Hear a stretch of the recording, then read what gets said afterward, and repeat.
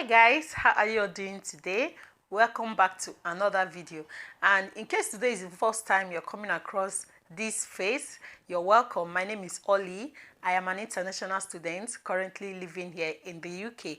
Please do well to subscribe and turn on your notification bell. Don't forget to like this video. Please like my video so that YouTube can recommend it. And if you want to reach out to me, please, my Instagram link is in the description box. Thank you so much. So in today's video, we'll be talking about the factors to consider before choosing a university, okay? I know by now you must have gotten your offers for September. You must have gotten your offers from different schools. Now watch this video. Cool down. Watch this video. Don't make that decision yet, okay? Watch this video and listen to all the points I'm going to list right now before settling for a school, okay? So without further ado, let's jump right into the video.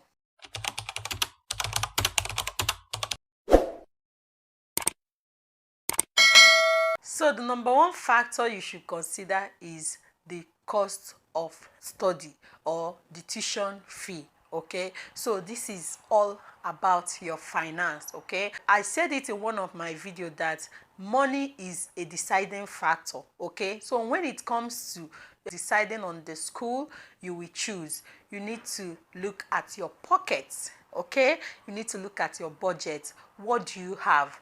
What fee can you pay? If the tuition fee is 27,000, will you be able to pay it? If it is 5,000, will you be able to pay it? So because everyone has different budgets, right? So you need to look at your finance and compare it with the cost of study, with the tuition fees. Then you will know whether you'll be able to do it or move to the next school. Okay, so the second factor you need to look at is the tuition deposit. How much is the deposit? Will I be able to pay the remaining fee after paying the deposit? Okay, so let's look at it this way. Some schools have low tuition deposit amount. For example, let's say the tuition fee is £15,000 and you'll be required to pay a deposit of £200. Now you need to ask yourself, after paying this £200 as the deposit, how will I be able to pay the remaining £14,800? That is the big question. Whereas some schools have tuition deposit of 5,000 out of £15,000. Then you also need to ask yourself, do I have money to pay this 5,000 now? Do you get? Do I have money to pay this £5,000 now? Or should I go for the school that wants me to pay £1,000 now, then I'll sort out the remaining later? So these are the questions you need to ask yourself. How much is the deposit? How do I plan to raise this deposit? Or even if I have this deposit, how do I plan to raise the other amounts remaining? So that is a good one to look at. Now this brings me to the next point, which is the installment payment. So you also need to look at the school's installment payment plan. Like I said earlier, some schools will require you to pay a low amount of deposit, right? But then they do not have good payment plan. So there are schools that will tell you, okay, you need to pay 50% as your deposit, then pay the remaining 50% before you even enroll. Do you understand? Before you come, or once you come to the UK, before the school starts, you must pay the remaining 50%. So it is not a good one to me. So you also need to consider this. How much is their deposit and how is their installment payment plan? Some schools have good payment plan. They will require you to pay up to 6 months, up to 7 months, up to 9 months. Okay, so these are the things to consider. If you pay a high amount as deposit and you also need to pay a high amount to finish the payment, it is going to be a big stress on the part of the students, right? So it is good to look at it and make sure they are balanced before settling for the school. So the next factor to consider before settling for a school is the course modules. Course modules are the subjects or the sub courses under your main course. Okay, so let's say you got an admission to study accounting and finance. That is the main course. Now the course modules are the courses you'll be learning per semester. So you need to look at the course modules for each admission you get, right? Because these courses, they may bear the same name in different schools, but their modules will be different.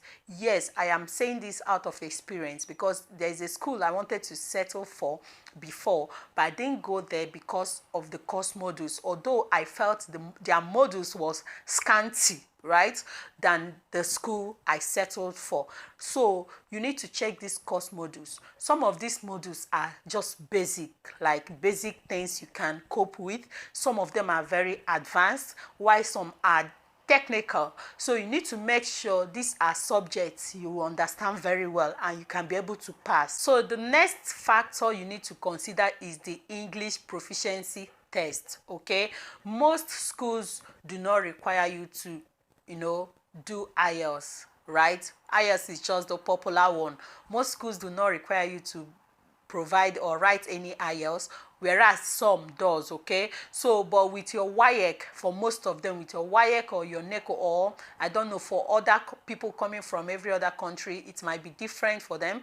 But if you are coming from Nigeria, some of them are okay with your WAEC and NECO as long as you passed English. Okay, so you need to make sure, check if the school requires this, okay, before going with them. For example, some people will rather settle for a school that their school fees is £11,000 and they don't require IELTS, than go for a school that their school fees is £15,000 and they will require to write IELTS. Because when you look at it very well, why will I go for a school that their fee is £15,000 and also spend money to write IELTS? Why wouldn't they take my WAEC? Do you get? Whereas I have an offer from a school that their fee is £11,000 and they accept my WAEC, because I know that the cost of IELTS now is nothing less than 100,000 naira for Nigerians. Okay, so if you add that 100,000 naira to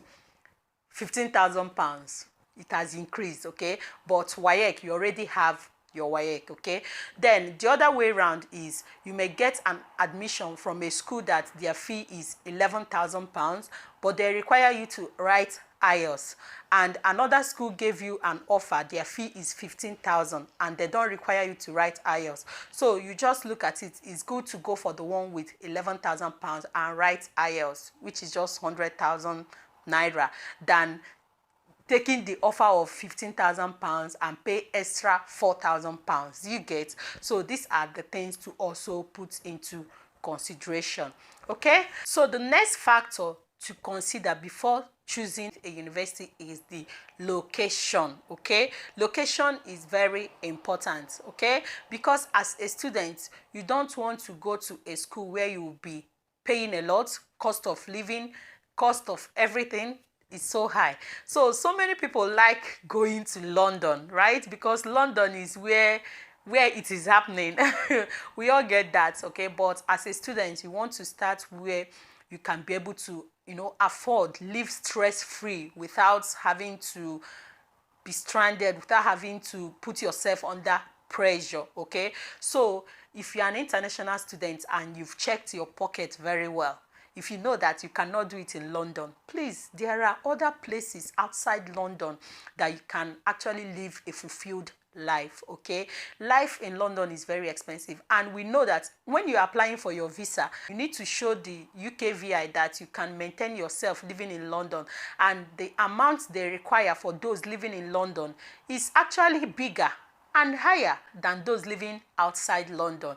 Okay, so let's say you are going for schools outside London, you need to show them that you have around £1,069 or £1,068. I'll put the correct amount on the screen.